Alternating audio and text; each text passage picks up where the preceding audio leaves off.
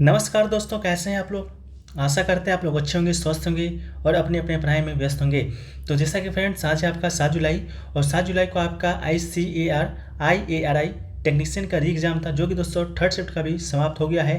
First और second shift का video हमने आपको दे दिया है, जाकर जो लोग नहीं देखें देख लीजिएगा, वीडियो डिस्क्रिप्शन में पड़ा होगा। इसके अलावा थर्ड शिफ्ट का जो टाइमिंग था आपका, वो आपका 4 to 5:30 था। इसको भी आप लोग ध्यान रखिएगा।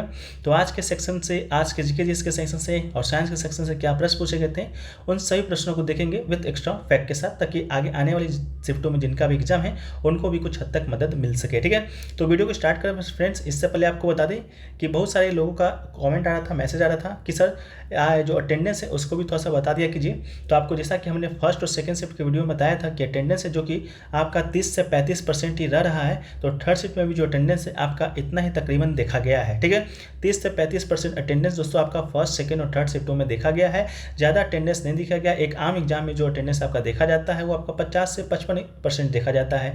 जैसे MTS हो गया, CAGL हो गया, SSC का हो गया, बैंक का हो गया, उतना आपका 50 से 55% देखा जाता है। लेकिन इसका जो अटेंडेंस है आपका थोड़ा सा कम देखा जा रहा है, क्योंकि आपका जो एग्जाम हुआ था पिछला बार, UPSC लेवल का एग्जाम कंडक्ट हो गया था, उसके कारण आपका जो स्टूडेंट है थोड़ा सा डर गए थे। इसका स्टूडेंट है जो कि अब सेंट भी थोड़ा किए हैं। ठीक है, तो 30 से 35% आपका जो अटेंडेंस है आपका 7 तारीख को सभी शिफ्टों का देखा गया है। ठीक है, चलिए वीडियो को स्टार्ट करते हैं बिना किसी देरी के। तो पहला जो प्रश्न पूछा गया था आपका थर्ड शिफ्ट में, वो पूछा गया था कि निम्नलिखित में से कौन सा जो बैंक है भारत का केंद्रीय बैंक है। ठीक है, तो भारत का केंद्रीय बैंक कौन सा है, तो ये तो हमने आपको बहुत बार बताया है, CGL MTS सभी एग्जामों में बताया है कि भारत का जो केंद्रीय बैंक है वो दोस्तों आपका कौन सा बैंक है, तो भारतीय रिजर्व बैंक है। ठीक है, इसके अलावा भारतीय रिजर्व बैंक की स्थापना की बात करेंगे तो 1 अप्रैल 1935 को हुआ था।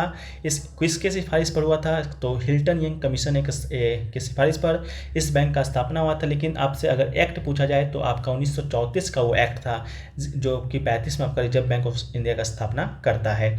इसके अलावा RBI का राष्ट्रीयकरण भी हुआ था, आपको मालूम होगा कब हुआ था, तो 1 जनवरी 1950 को आपका RBI का राष्ट्रीयकरण होता है।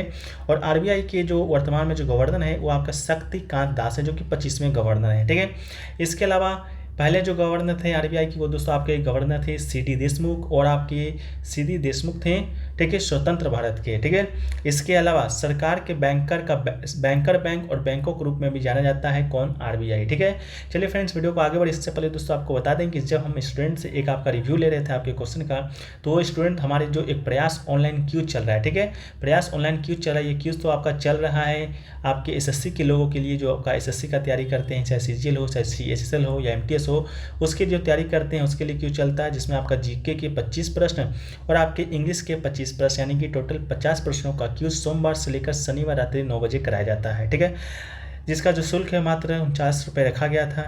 ठीक है, वैलिडिटी जो है आपका अगस्त 2023 तक है। ठीक है, इसके आगे बढ़ भी सकता है। ठीक है, सीट जो था लिमिटेड था, 1 जुलाई से क्यूज आपका स्टार्ट हुआ था। ठीक है, तो स्टूडेंट कह रहे थे कि इस क्यूज से आपका जो 3 प्रश्न है आज थर्ड शिफ्ट में देखा गया है। ठीक है, थर्ड शिफ्ट में 3 प्रश्न देखा गया है, ये हम नहीं, स्टूडेंट का कहना था। बाकी फर्स्ट और सेकंड में क्या था हमको उतना आइडिया नहीं है, लेकिन जब स्टूडेंट आपने कहा था कि थर्ड में देखा गया है, तो हमने सोचा कि आपके साथ ये डिस्कस कर दिया जाए। जो कि पहला जो क्वेश्चन था आपका, देखिए ये 3 जुलाई का क्यूज का क्वेश्चन था कि हम जो भोजन खाते हैं उससे प्राप्त ऊर्जा हमारे शरीर में किस रूप में संग्रहित होता है। ठीक है, ये क्वेश्चन पूछा गया था। ऑप्शन में शर्करा दिया गया था, ग्लाइकोजेन दिया गया था, स्टार्च दिया गया था, माल्टोस दिया गया था। जिसका जो राइट आंसर है वो दोस्तों आपका ग्लाइकोजेन इसका राइट आंसर हो जाएगा। ठीक है, ये क्वेश्चन आज के शिफ्ट में भी, थर्ड शिफ्ट में ही पूछा गया। जो लोग एग्जाम देकर आ रहे हैं वो लोग थोड़ा सा क्लियरफाई कर देंगे, ये क्वेश्चन पूछा गया था कि नहीं पूछा गया था। ठीक है, तो जो स्टूडेंट हमको रिव्यू दे रहे थे वो कह रहे थे कि सर हमने ग्लूकोज मारा था, लेकिन इसका जो राइट आंसर था वो आपका ग्लाइकोजेन था। ठीक है, तो स्टूडेंट को कम से कम तो 1 नंबर का जो लाभ है आपका, ये 3 से 4 दिन अभी क्यूज चला ही है उसमें हो गया है। ठीक है, तो अगर आप लोगों में से जो लोग भी क्यूज में ज्वाइन लेना चाहते हैं, जो लोग भी SSC की तैयारी कर रहे हैं, तो आप लोग भी क्यूज को ज्वाइन कर सकते हैं। जो भी आपका 1 जुलाई से अभी आज 6 जुलाई तक जो भी क्यूज हुए हैं, वो क्यूज आपको पर्सनल मैसेज कर दिया जाएगा। अगर आप ज्वाइन लेते हैं तो 49 रुपये मात्र रखा गया है, 2 महीना का वैलिडिटी है, अगस्त 2023 तक सकते हो, चलेगा। उसको प्राप्त करने के लिए, जुड़ने के लिए आपको व्हाट्सअप नंबर पर मैसेज करना होगा। व्हाट्सअप नंबर है 9973741666, यानी ये व्हाट्सअप नंबर है, इस पर मैसेज कीजिएगा क्यूज लिखकर, तो आपको सारा जानकारी और भी वहाँ पर दिया जाएगा। लिंक भी डिस्क्रिप्शन में दे दिया जाएगा, आप लोग वहाँ से भी डायरेक्ट व्हाट्सअप पर आ सकते हैं। बाकी 2 और कौन से प्रश्न हैं उसको हम लोग देखेंगे जब हम प्रश्न मिलेंगे, ठीक है।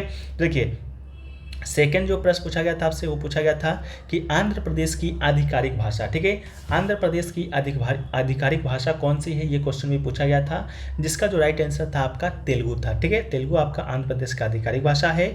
ये जो भाषा है आंध्र प्रदेश के अलावा तमिलनाडु में भी बोला जाता है, कर्नाटक में भी बोला जाता है, उड़ीसा में भी बोला जाता है और छत्तीसगढ़ राज्यों में भी बोली जाती है। तो तेलुगु इसका राइट आंसर था। नेक्स्ट क्वेश्चन पूछा गया था कि निम्नलिखित में से किस क्षेत्र के लोग काठियावाड़ी भाषा बोलते हैं, ठीक है। तो काठियावाड़ी भाषा है, काठियावाड़ एक जगह का नाम है जो कि दोस्तों आपका पड़ता है गुजरात में। तो ऑप्शन में अगर स्टेट का नाम दिया गया होगा गुजरात, तो आपका राइट आंसर हो जाएगा। नहीं तो गुजरात के अलावा अगर गुजरात का जगह का नाम दिया गया होगा तो उसमें आपका सौराष्ट्र होगा, ठीक है। क्या होगा दोस्तों, सौराष्ट्र होगा, तो सौराष्ट्र आपका राइट आंसर हो जाएगा, ठीक है।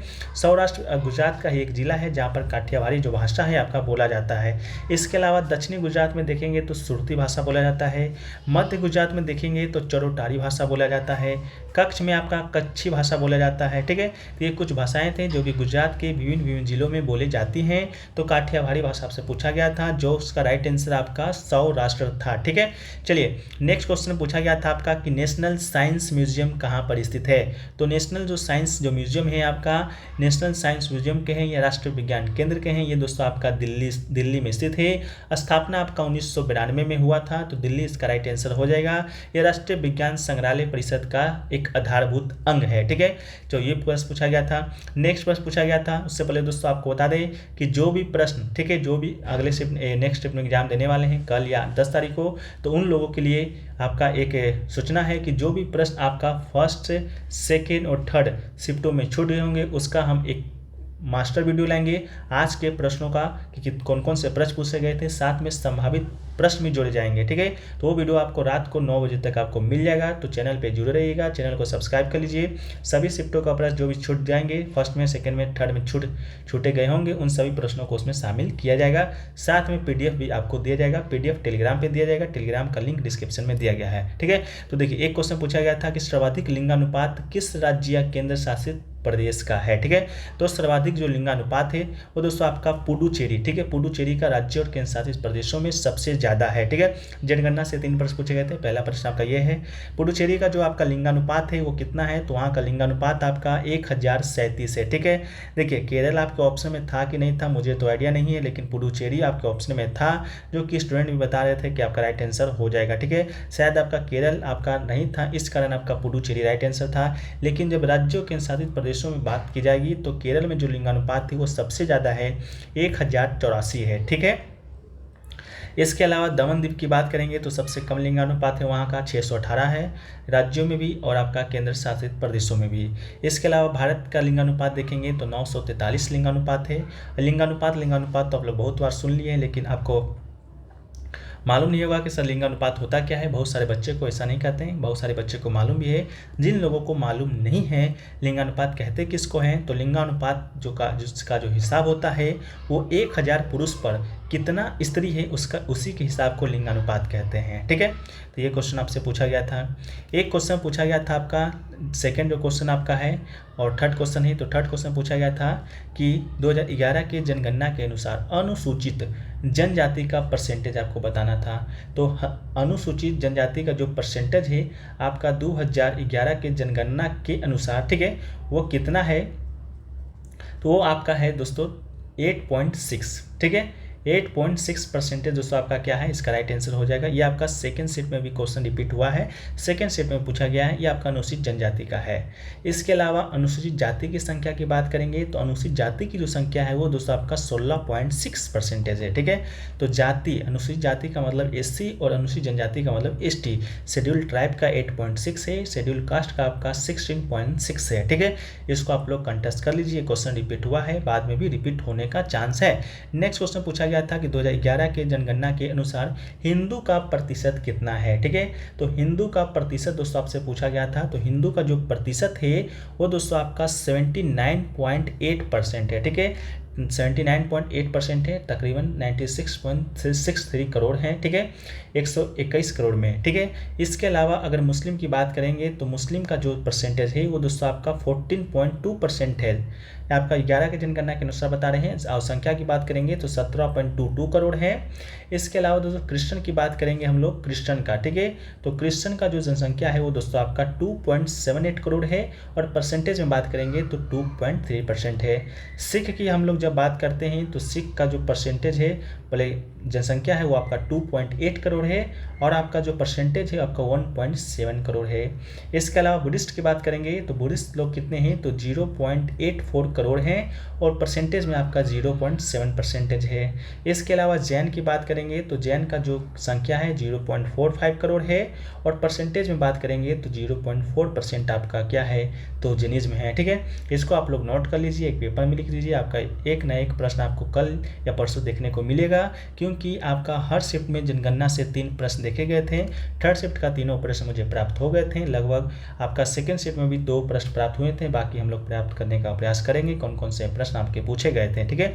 तो इस सब फैक्ट्स को आप थोड़ा सा नोट कर लीजिए, हो सके तो हम PDF में भी शामिल करवाने का प्रयास करेंगे, ठीक है। चलिए नेक्स्ट क्वेश्चन पूछा गया था आपका कि केंद्रीय भारतीय भाषा संस्थान निम्नलिखित में से किस स्थान पर स्थित है, ठीक है। तो नेशनल जो आपका केंद्रीय भाषा संस्थान है वो दोस्तों किस स्थान पर है, तो इसका जो राइट आंसर आपका हो जाएगा वो फ्रेंड्स हो जाएगा मैसूर, ठीक है।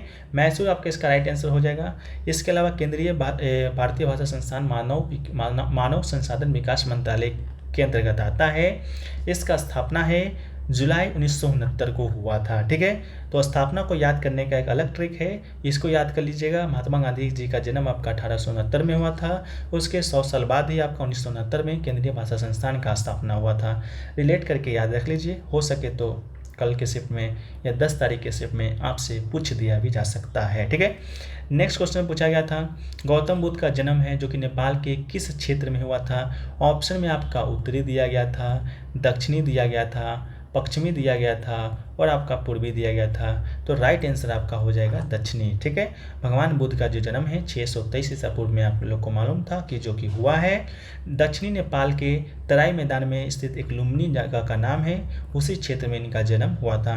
मृत्यु आपका हुआ था 583 ईसा पूर्व में, मृत्यु हुआ था 623 ईसा पूर्व में। बौद्ध धर्म के संस्थापक थे गौतम बुद्ध, इसको भी आप याद रखिएगा। नेक्स्ट क्वेश्चन पूछा गया था कि स्थूल भिन्नता के आधार पर भारत को भौतिक विज्ञान कितने भागों में विभाजित करता है। तो भारत को 5 भौगोलिक प्रदेशों में विभाजित किया गया है। पहला आपका थार मरुस्थल प्रदेश, दूसरा आपका दक्षिणी का पठारी प्रदेश, पूर्वी पश्चिमी तटीय प्रदेश, और आपका द्वीप समूह, ठीक है। तो ये 5 आपका इसका राइट आंसर हो जाएगा। नेक्स्ट क्वेश्चन पूछा गया था कि फतोरपा जतरा किस भारतीय राज्य में मनाया जाता है। तो फतोरपा जो जतरा है वो दोस्तों आपका गोवा में मनाया जाता है। तो राइट आंसर आपका गोवा हो जाएगा। फतोरपा जतरा गोवा की प्रसिद्ध जतराओं में से एक है। क्यूम तालुका के फतोरपा में संता दुर्ग कुकोलियन कारिन के मंदिर में मनाया जाता है। कुकोलियन एन कारिन का अर्थ होता है कुन कोलिम से, ठीक है। इसके अलावा त्यौहार के दिन पूरे गोवा में विभिन्न धर्म समुदाय और जातीय के लोग देवता की पूजा के लिए आते हैं, ठीक है। नेक्स्ट क्वेश्चन पूछा गया था लोहड़ी प्रत्येक लोहड़ी जो त्यौहार है मुख्य रूप से किस राज्य में मनाया जाता है। तो मुख्य रूप से अगर पूछा गया है तो राइट आंसर आपका पंजाब हो जाएगा। माघ के महीने में मनाया जाने वाला पंजाब का अलाउ फसल त्यौहार लोहड़ी है जो कि नई शुरुआत का प्रतीक होता है। यह हर साल 13 जनवरी को बहुत उत्साह और जोश के साथ मनाया जाता है। मुख्य रूप से कहाँ तो पंजाबियों का फसल त्यौहार है, ठीक है। नेक्स्ट क्वेश्चन पूछा गया था कि रोहित शर्मा के कोच को किस प्रकार से सम्मानित किया गया है। तो रोहित शर्मा के कोच को आपका किस पुरस्कार से तो द्रोणाचार्य पुरस्कार से सम्मानित किया गया है। द्रोणाचार्य पुरस्कार अवार्ड 2022 इन्हें दिया गया था। इनके जो कोच हैं कौन है तो दिनेश लाड हैं, ठीक है, इसको भी याद रख लीजिएगा। और द्रोणाचार्य जो पुरस्कार है आपके कोच को ही दिया जाता है, जो खिलाड़ी के कोच होते हैं उन्हीं को दिया जाता है। इसके अलावा द्रोणाचार्य पुरस्कार 2022 है, हम आपको किनको मिला है वो बता देते हैं। आप लोग क्या कीजिएगा नेट पर सर्च करके ये जरूर अपना रख लीजिएगा कि ये जो आपका कोच है ये किन किन खिलाड़ियों के हैं। जैसे कि दिनेश जवाहर लाड जो कि रोहित शर्मा का कोच हैं, तो उस प्रकार आपका राज सिंह वो भी किसी न किसी खिलाड़ी के कोच होंगे। तो उनको आप लोग कमेंट सेक्शन में बता दीजिएगा। जो लोग भी लेना चाहते हैं, 1 नंबर लेना चाहते हैं, हो सके तो कल पूछ दिया भी जाए कि राज सिंह किसके कोच हैं। जीवन ज्योति सिंह तेजा, मोहम्मद अली कमर, सुमा सिद्धार्थ सिरूर, सुजीत मान और दिनेश जवाहरलाल और विमल प्रफुल्ल घोष, ये सभी को द्रोणाचार्य अवार्ड 2022 दिया गया है। तो आप लोग का एक होमवर्क है कि ये सभी को आपको सर्च करके कमेंट सेक्शन में बता देना है कि ये सभी हैं जो कि किनके किनके कोच हैं। ठीक है, चलिए नेक्स्ट क्वेश्चन पूछा गया था कि निम्नलिखित शासक में से कौन खिलजी वंश का संस्थापक था। ठीक है, हाँ, तो एक प्रश्न आपका ये भी पूछा गया था जो कि हमारे क्यूज से ही डायरेक्ट आया था। ठीक है, तो ये दोस्तों आपका जलाउद्दीन फिरोज खिलजी है, इसका संस्थापक है जलाउद्दीन फिरोज खिलजी। ठीक है, जलाउद्दीन फिरोज खिलजी ने दोस्तों आपका क्या क्या था, तो जलाउद्दीन खिलजी है जो कि आपका गुलाम वंश के जो अंतिम वंशज थे, कैकुवात शायद था उनका नाम, तो उनको खुद को 70 साल की उम्र में दिल्ली का सुल्तान घोषित किया था। गुलाम वंश का जो अंतिम शासक था उसको क्या किए थे, उसको मार दिए थे। ठीक है, क्या किए थे, उसको मार दिए थे। ठीक है, उसके बाद आपका ये खिलजी वंश का स्थापना कर दिया था। जलाउद्दीन खिलजी को उसके भतीजे दामाद अलाउद्दीन खिलजी ने भी मार डाला था। ये उसको मारा गुलाम वंश के अंतिम शासक को, अलाउद्दीन खिलजी मारा आपका खिलजी वंश के प्रथम शासक को, अपने ही चाचा को, तो मार डाला और सफल हुआ, नया राजा बन गया था, ये तो मालूम होगा। तो स्थापना कब किया था, तो ये किया था 1290 को, ये किया था 1290 को स्थापना किया था। 6 साल शासन करता है आपका, फिर 1296 में आपका अलाउद्दीन खिलजी इसको मार देता है, खुद शासन गद्दी पर बैठ जाता है। 1296 से लेकर 1316 तक अलाउद्दीन खिलजी शासन करता है। फिर इसका उत्तराधिकारी आता है जो कि उतना ताकतवर नहीं रहता है। तो 1320 में आपका गाजी मलिक, ठीक है, गाजी मलिक जिसका गयासुद्दीन तुगलक जो कि तुगलक वंश का स्थापना करता है उसी का नाम होता है गाजी मलिक, आता है दिल्ली पर आक्रमण करता है और आपका गयासुद्दीन तुगलक के नाम से तुगलक वंश का स्थापना कर देता है। ठीक है, चलिए नेक्स्ट क्वेश्चन पूछा गया था कि एनसीएफ के अनुसार कक्षा 9 के लिए स्कूल का एक पीरियड कितनी अवधि का होना चाहिए। तो स्कूल का जो एक पीरियड है वो दोस्तों आपका 40 मिनट का होना चाहिए। ठीक है, 40 मिनट राइट आंसर हो जाएगा और ज़्यादा से ज़्यादा आपका 8 पीरियड होना चाहिए। ये एनसीएफ क्या है, तो नेशनल करिकुलम फ्रेमवर्क इसका फुल फॉर्म होता है। ठीक है, तो 40 मिनट इसका आपका राइट आंसर आपका हो जाएगा। ठीक है, नेक्स्ट क्वेश्चन की बात करेंगे तो नेक्स्ट क्वेश्चन पूछा गया था कि 2030 में भारत का अनुमानित बिजली उत्पादन कितना होगा। तो 2030 तक नवीकरणीय ऊर्जा जो क्षमता है आपका 5,10,000 मेगावाट तक पहुंच जाएगी। ठीक है, तो ऑप्शन में अगर 5,10,000 था तो इसका आपका राइट आंसर हो जाएगा। ठीक है, नेक्स्ट क्वेश्चन देखिए पूछा गया था कि इंटर रेलवे एथलेटिक्स चैंपियनशिप में पुरुष की 100 मीटर रेस में किसने रिकॉर्ड बनाया है।